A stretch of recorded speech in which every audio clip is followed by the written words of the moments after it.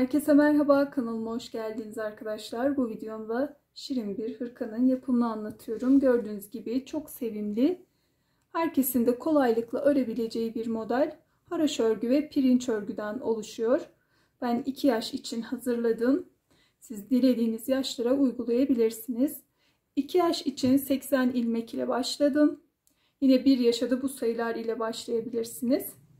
Her ön yüzde 22 defa artırdım 2 yaş için. 1 yaş için 18 defa artırmanız yeterli olacaktır. Diğer yaşlara uygulamak istediğimizde ise başlangıç sayısına 6 ilmek ekleyebiliriz. Ayrımlara 2'şer ilmek dağıtarak bu şekilde ayarlamamızı yapabiliriz. Her yaş için 6'şar ilmek ekleyelim. Artırma kısmında da 2 artırma sırası fazla yapabiliriz. Yine haraşo sıra sayılarında kolda, bedende 4'er sıra fazla yapalım her yaş için. Pile kısmı bu şekilde kalabilir. Sade ve göründüğü gibi şık bir model. Arkasına da bakalım. Bu şekilde görünüyor. Dilediğiniz renklerde örüp çeşitlendirebilirsiniz. Ölçüler: boy 36 santim,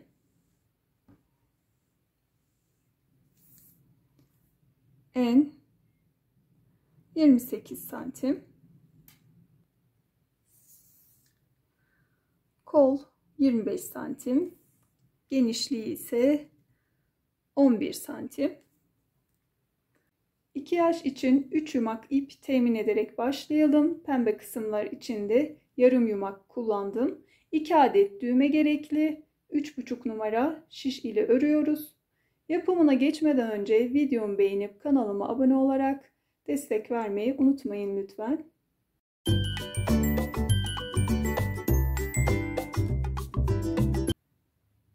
Hırkada kullandığım ip Kartopu Baby One 100 gram 250 metre anti peeling özellikli bir bebe yünü. Renk numarası da 1422. Yeşil tonlarında, yağ yeşili tonlarında bir ip. Şiş numaram 3,5. Modele 84 ilmek atarak başlıyoruz.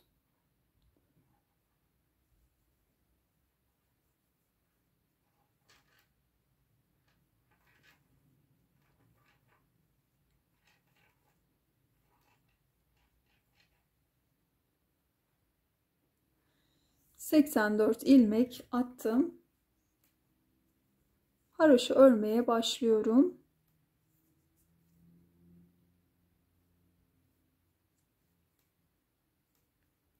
Sırayla bütün ilmekleri haroşa örelim.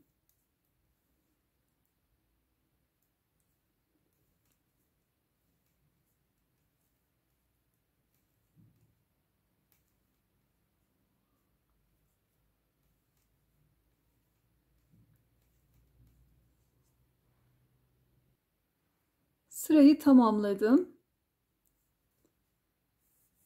Ön yüzde birinci haroşa sıramız oluştu. Bu şekilde oluşan çizgileri sayıyoruz. İpimi her sıra başında arkaya atıyorum ve baştaki ilmeğimi örmeden alıyorum. Modelin sonuna kadar sıra başlarında bu şekilde örüyoruz.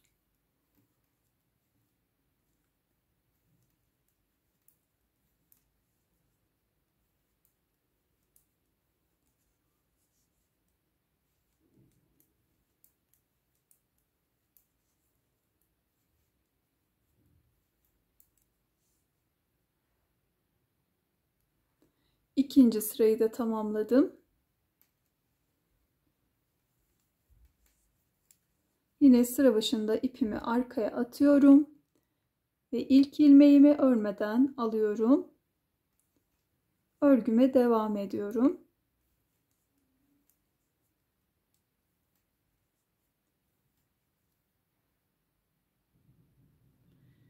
İlmek attıktan sonra 5 sıra ördüm. Şu şekilde çizgilerimiz oluştu. Haroşa çizgileri 1, 2, 3. 3 haroşa çizgisi yaka için oluştu. Şimdi ayrımlarımıza geçiyoruz.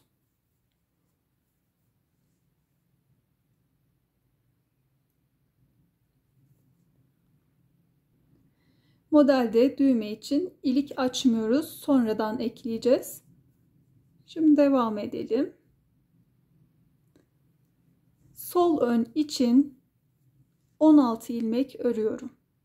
1, 2, 3, 4, 5, 6, 7, 8, 9, 10, 11, 12, 13, 14, 15, 16. 16 ilmek ördüm. Ardından bir doluyorum. 2 ilmekten oluşan artırma kısmını örüyorum. 1, 2. Artırmalarımızı her ön yüzde bu 2 ilmeğin her iki yanından yaparak devam ediyoruz. Dilerseniz bu kısımlara işaret takabilirsiniz.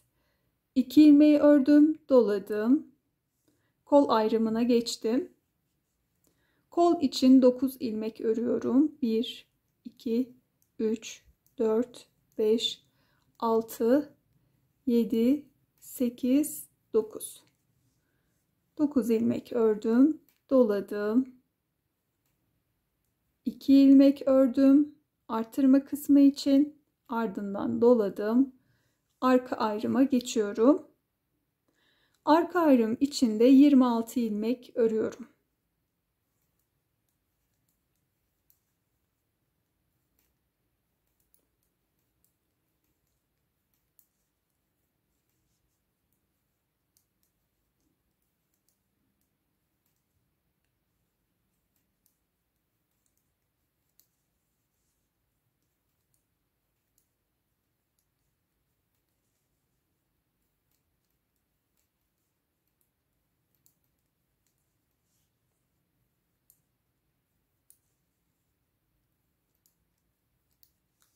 ...26 ilmek ördüm, doladım. Yine 2 ilmek artırma kısmı için ördüm. Tekrar doladım. Kol ayrımı için 9 ilmek örüyorum.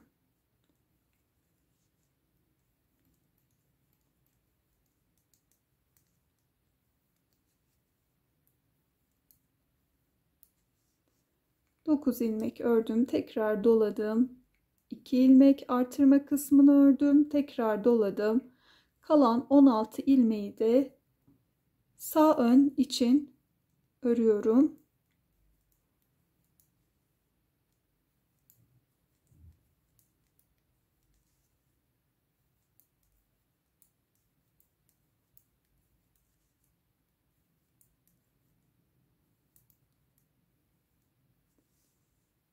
Ayrımların sırasını tamamladık. Arka yüze geçtim.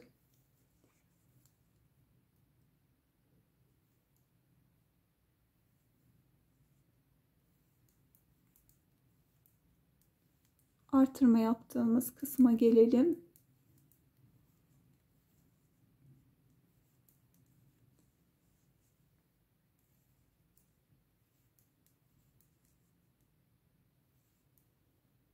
Dolayarak artırmış olduğumuz bu ilmeği de yine haroşa örüyoruz.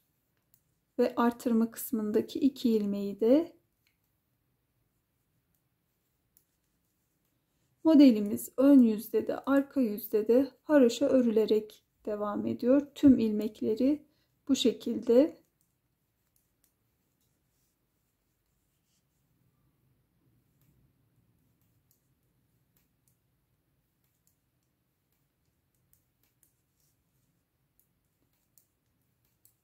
sırayı tamamlayalım. Ön yüzdeyim. Tekrar artırma kısmını göstermek istiyorum. İyice anlaşılır olsun diye. İlmeklerimizi örerek artırma kısmına gelelim.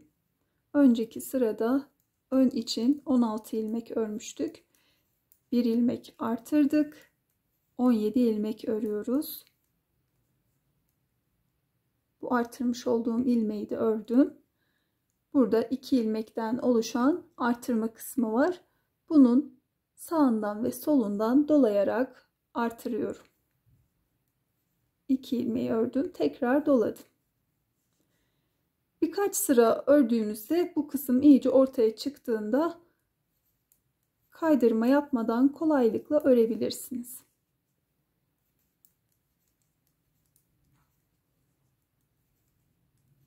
Başlarda dilerseniz dediğim gibi bu kısma işaret takabilirsiniz.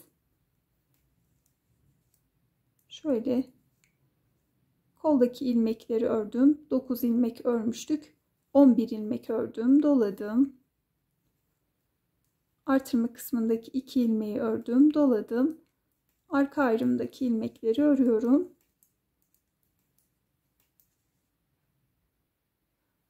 Arka ayrımdaki ilmekleri tamamladım. Artırma kısmına geldim, doladım. 2 ilmeği ördüm, doladım. Kol ayrımındaki 11 ilmeği örüyorum.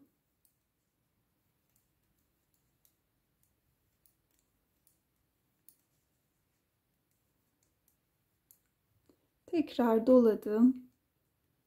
2 artırma ilmeğini ördüm, doladım.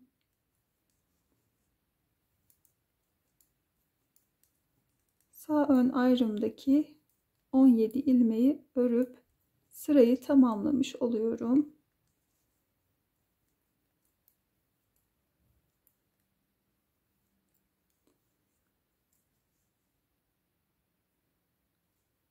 Arka yüzü artırma kısmına gelelim. Artırdığım kısma geldim. Dolayarak artırmış olduğum ilmeği haroşa örüyorum. Yine artırma kısmındaki 2 ilmeği ve diğer doladığım ilmeği ördüm.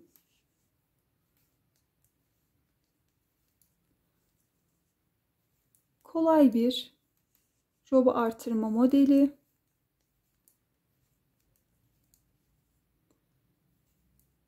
Arka yüzde de artırmış olduğumuz ilmekleri bu şekilde örüyoruz. Artırma kısmı bu şekilde görünüyor.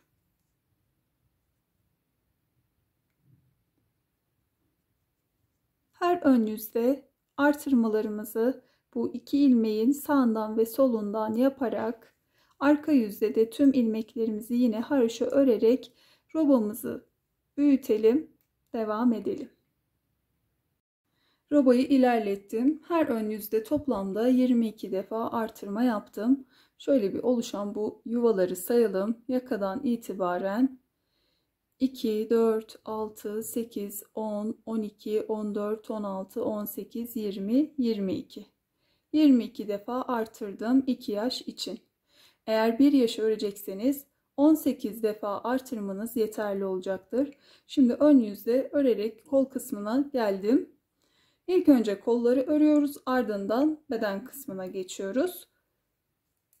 Ön ayrımdaki 38 ilmeği örerek artırma kısmına geldim. Şimdi koldaki ilmekleri örerek sadece koldan devam edeceğiz. 2 tane artırma ilmeğimiz vardı. Birini ön ayrıma, diğerini kola bırakıyoruz. Bu ilmekten itibaren diğer 2 artırma ilmeğinin birini de kola ekleyip bu kısımdaki ilmekleri örelim. Bu kısımdan itibaren toplamda 55 ilmek örerek geldim. Yine burada da artırma ilmeğinin birini kola, diğerini de arka ayrıma ekledim. Bu kısımdan dönüyorum. Sadece koldaki 55 ilmeği örerek ilerletiyorum.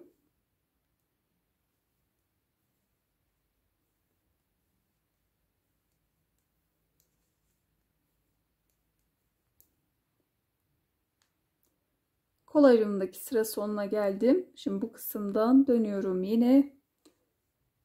Buradan devam ediyorum. 55 ilmeği tamamlayıp sonrasında yine bu kısma geliyorum. Yine çevirip örgümü devam ettirip kol için ilerletelim.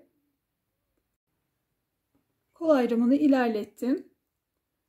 Bu kısımdan itibaren 34 haroşa sırası ördüm. Şöyle bir haroşa çizgilerini sayalım. 2, 4, 6, 8, 10, 12, 14, 16, 18, 20, 22, 24, 26, 28, 30, 32, 34. Şimdi bu kısımda bir ajur çalışmamız olacak. Bağcık geçirmek için kullanacağız bunu.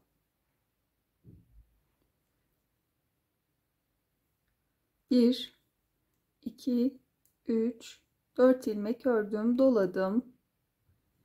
2 ilmeği birlikte örerek bir ilmek kestim.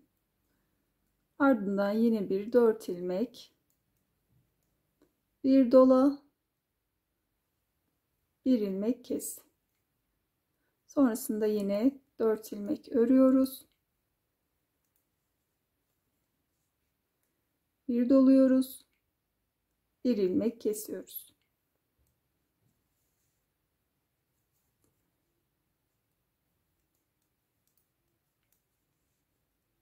Dört ilmek ördüm, doladım. Bir ilmek kestim. İlerleyelim. Sıra sonuna geldim. 4 ilmek ördüm, doluyorum. Bir ilmek daha kesiyorum.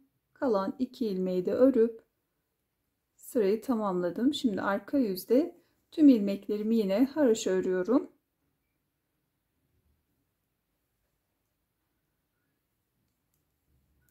Sırayı tamamlayalım. Sırayı tamamladım. Ön yüze geçtiğimde yaptığımız ajur sırasından sonra bir haroşa çizgimiz oluştu. Şimdi ön yüzde bir, arka yüzde de bir sıra daha örelim. Bu kısım 2 sıra olsun. Sonrasında devam edelim. 2 sıra daha ördüm. Gördüğünüz gibi ajur sırasından sonra 2 haroşa çizgimiz oluştu. Yani bu kısımdan itibaren toplamda 36 sıra oldu. Şimdi pile kısmına geçiyoruz. Uç kısımda pembe ipe geçiş yaptım. Burada pirinç örgü yapacağız. Tekli pirinç örgü uygulaması. Bunu da artırarak yapıyoruz. Dediğim gibi pileli veya volanlı durmasını istiyorum bu kısmın. Baştaki ilmeğimi alıyorum. Sonrasında bir düz ilmek ördüm. Diğerine geçtim. Bir düz. Sonrasında şişimi alttan geçiriyorum. İpimi öne alıyorum. Bir ters ördüm. Tekli pirinç örgünün kurulumu bir düz bir ters oluyor. Bir ilmeği örüyoruz. İkinci ilmeği 2 kere örerek artımı sağlıyoruz. Şimdi son olarak ters örmüştüm. Bunu düz örüyorum. Diğer ilmeğe geçtim. Bunu ters ördüm ve bir artış yapıyorum. Tekrar alttan şişimi ilmeğe geçirdim ve düz örüyorum. Düz ördüm. Sıradakini normal bir şekilde örüyoruz. Bir ters. Bir düz ördüm. Tekrar alttan şişimi geçirip ipimi öne aldım. Bir ters ördüm. Sırada bir düz. Bir ilmeği örüyoruz. İkinci de artırma yapıyoruz. Düz ördük. Ters örüyorum. Şişimi alttan tekrar geçirdim ve yandan şişi geçirerek ilmeği düz örüyorum. Düz ördüm. İkinci ilmek ters. Burada bir artış yapıyoruz. Bir düz alttan tekrar geçirdim. Bir ters. Bir düz ilmek ördüm. İkinci ilmekte artırma yapıyorum. Önce ters ördüm. Şişimi tekrar geçirdim. Düz ördüm.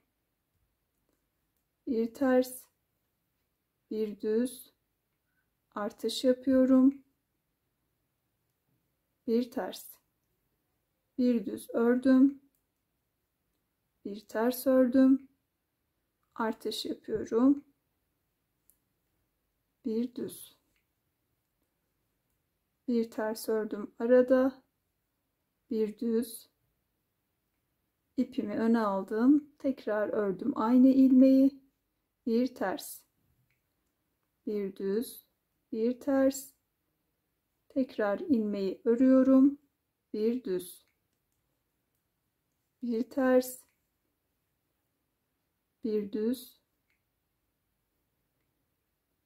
bir ters, arada bir düz ördüm, bir ters, artırma yapıyorum, bir ters, bir düz, arada bir ters. Bu şekilde artırmalarımızı yapıyoruz. Bir ilmeğimizi normal bir şekilde örüyoruz, bir ters ördüm, diğeri düz örülüyor, bir artış yapılıyor, bir ters ördüm, sıradaki ilmeğim düz, bir ters, tekrar artış yapıyorum, bir düz. Sırayı tamamlayalım. Sırayı tamamladım. Şimdi arka yüze geçiyorum. Tekli pirinç örgü her sırada ilmek yönlerinin değiştirilmesiyle örülüyor. Baştaki ilmeğimi örmeden alıyorum. Düz ilmeğim var sırada. Düz ilmeği ters örüyorum. Ters ilmeği düz. Düz ilmeği ters. Tekrar ters ilmeği düz ördüm.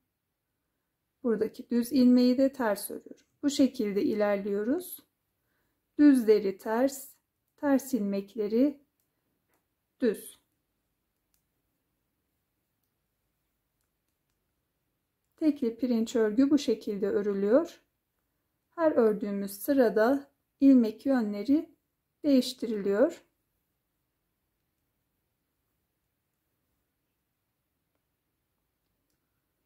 Düz ilmekler ters, ters ilmekler düz. Bu ikinci sıramız pembe iple.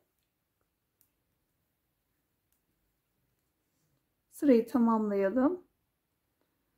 İkinci sırayı tamamladım. Ön yüzde üçüncü sıraya geçtim. Baştaki ilmeğimi örmeden alıyorum. Sırada düz ilmeğim var. Bunu ters örüyorum. Ardından ters ilmeği de düz ördüm.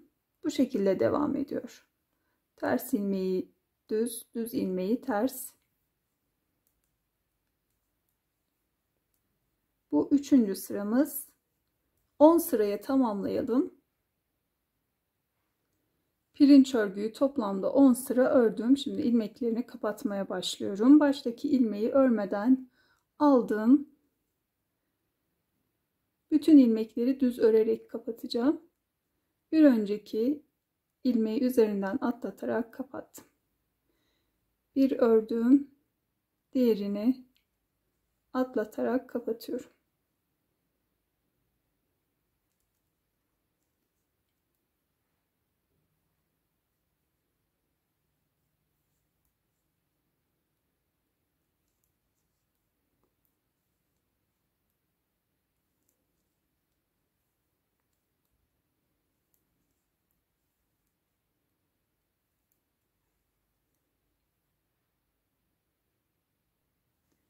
İlmekleri kapattım. İpimi biraz uzunca tutup kestim. Bu pembe kısmın dikişinde kullanmak için. Diğer kolu da ben tamamladım. Hemen bu kısımdan ipimi bağladım. Arka ayrımı örerek diğer kolun ayrımına geldim.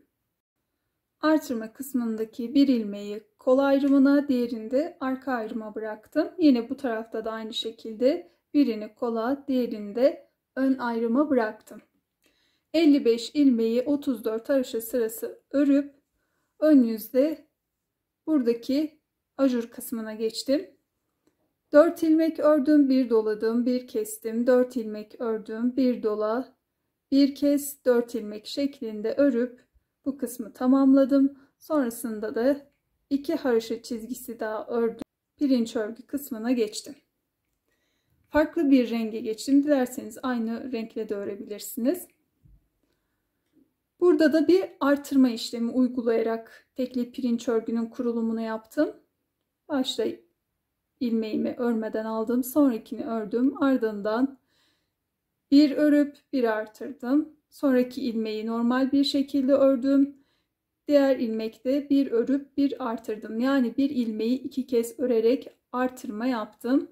Bu şekilde bu kısmı böyle pileli, volanlı bir şekle sokmuş oldum. Tekli pirinç örgünün devamında her sırada ilmek yönlerini değiştirerek devam ettim. Toplamda 10 sıra örüp ilmeklerini kapattım. Şimdi bu kısımdan ipimizi bağlıyoruz. Örgümüze devam ediyoruz.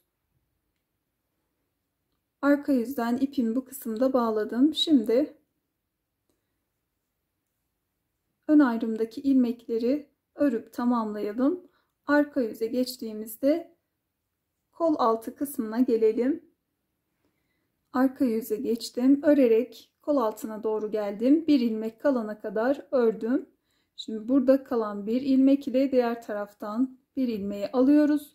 Kol altını ördüğümüz bu sırada birleştirerek devam ediyoruz. Sonrasında da bütün halinde beden kısmını örüyoruz. Şimdi bu her iki ilmeği birlikte örerek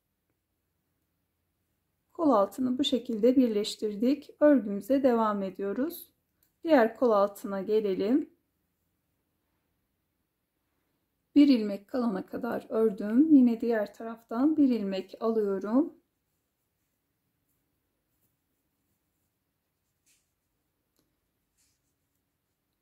İkisini birlikte örerek bu kısmı da birleştirmiş oluyorum. Sırayı tamamlayalım. Sırayı tamamlayıp ön yüze geçtim. Toplamda şişimizde beden kısmı için 148 ilmeğimiz var. İlmeklerimizi kol altından itibaren bir 40 haroşa çizgisi olana dek örelim. Beden kısmını ilerletelim, devam edelim. Beden kısmı 40 haroşa çizgisi olana dek ördüm. Şimdi uç kısımdaki pileye geçiyoruz. İpimi bağladım bu kısımda. Yine baştaki ilmeğimi düz şeklinde ördüm. Yanındaki ilmeğimi de düz örüyorum. Sonrasında ikinci ilmeğimi ilk önce ters ördüm. Ardından tekrar alttan şişimi geçirdim. Bir kez daha örüyorum. Düz ördüm. Sıradaki ilmeği normal bir şekilde ters ördüm. İkinci ilmeği iki kere örerek artış sağlıyorum. Bir düz ördüm. Bir ters. Diğer ilmeği düz ördüm. İkinci ilmeği ters ördüm. Tekrar alttan şişimi geçirip düz örüyorum. Bir ilmeği normal bir şekilde bir düz bir ters şeklinde devam ederek örüyorum. Ters ördüm. İkinci ilmeği iki kere örüyorum. İlk önce düz, ardından ipimi öne alıyorum. Ters. Sıradaki ilmeğim düz. Ters ördüm. İkinci ilmeği tekrar örüyorum. Bir de düz. Ters.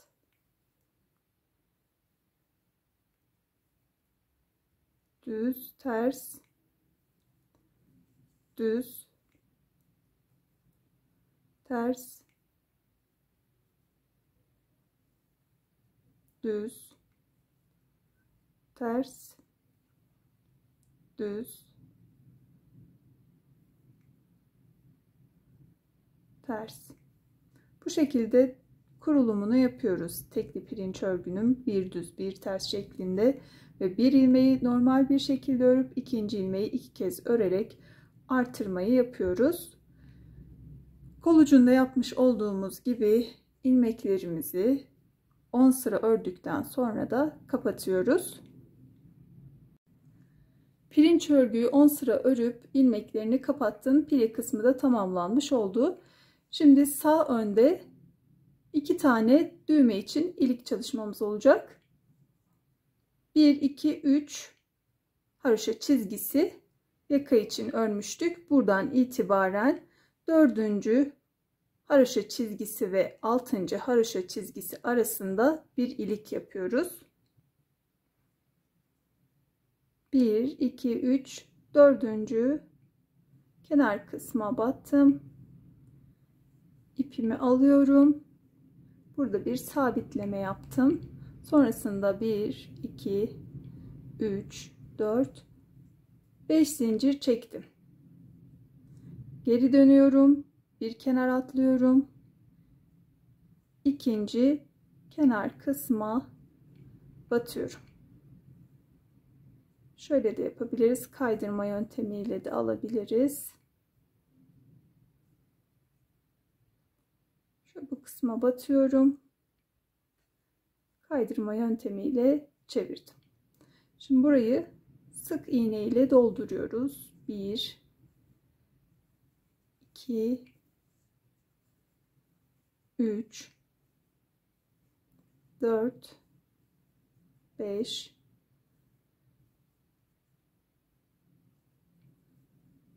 6 7 tane de sık iğne ile zincir çevresini doladım. Şimdi arkadan şöyle bir zincir çekip bir tane daha çekelim, sıkılayalım. İpimizi kesip arkada gizleyelim. Şöyle aralardan ilk önce alalım.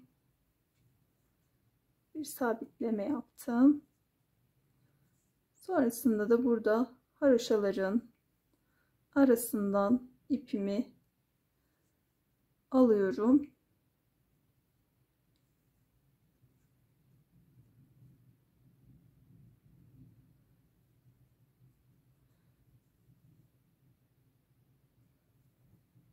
Ve gizlemiş oluyorum.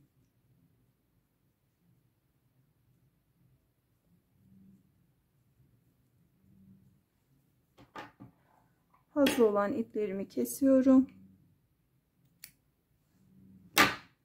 İlkini tamamladım. Ben orta büyüklükte bir düğme kullanacağım. Onun için bu sayılar yeterli olacaktır. Siz düğmenizin büyüklüğüne göre buradaki zincir ve sık iğne sayısını ayarlayabilirsiniz. Şimdi ikinciyi de şöyle bir sayalım. Buradan 1 2 3 4 5 6. da bu kısım tamamlandı. Buradan itibaren sayalım. 1 2 3 4 5 6 7 uygundur sanırım. 8.'den itibaren de ikinciyi yapalım. Burada yaptığımız gibi bir kenar atlayıp buradaki ikinci kenara zincirimizi dönerek batalım ve tamamlayalım. İkinci ilik de tamamlandı. Şöyle bir düzenlediğimizde karşısına gelecek kısma düğmelerimizi de dikelim. Kolların dikişine başlayalım. Pembe kısmı bitirdiğimizde biraz ipimizi uzunca tutup kesmiştik. Bu kısmın dikişini de kullanmak için şöyle en uca her iki uç kısmı bir sabitliyorum.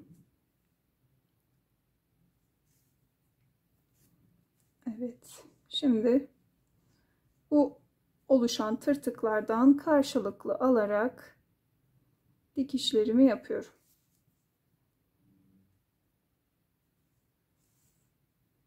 Şöyle biraz daha yakınlaştırayım.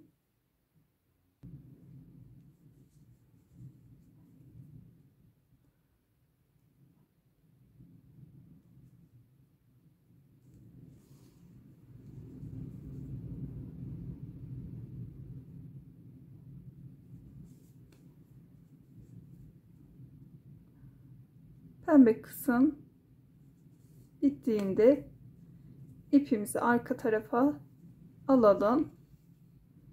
Buradaki gevşekliği, sıkılığı iyice ayarlayalım.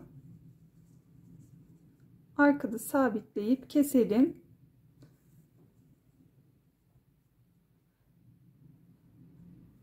Yeşil ipe geçtim. Arkadan batarak öne alıyorum.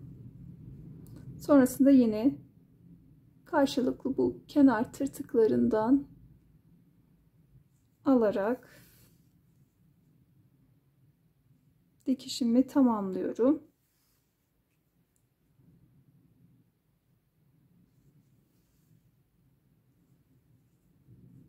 İlerledikçe buradaki dikişimizi düzenleyelim.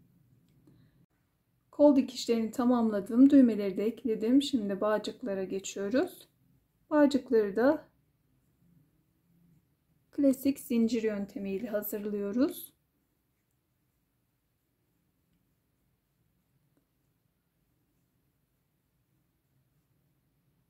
Şöyle ölçerek bu kısmı zincirimizi hazırlayalım ve bağlayacak kadar da mesafe bırakalım. Bağcıkları hazırladım. 45 santim kadar ördüm. Diğer kolun bağcığını geçirdim. Bu şekilde görünüyor.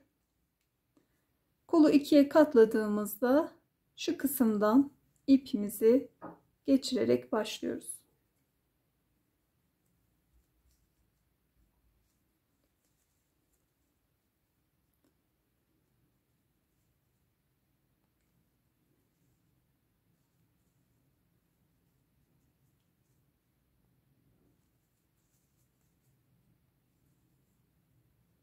Şimdi burada bir mesafe var. Bu dikiş kısmından tığ ile çıkaralım. Şöyle 2 haroşa sırasını atlıyoruz. Bu kısımdan tığla bağcığımızı alalım.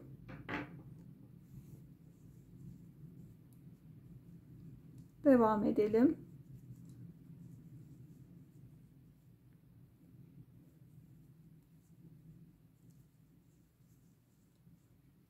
Ve son yuvadan çıktım. Şimdi iki ucu alıyorum. İlk önce bir ayarlamasını yapıyorum. Sonrasında bağlayalım.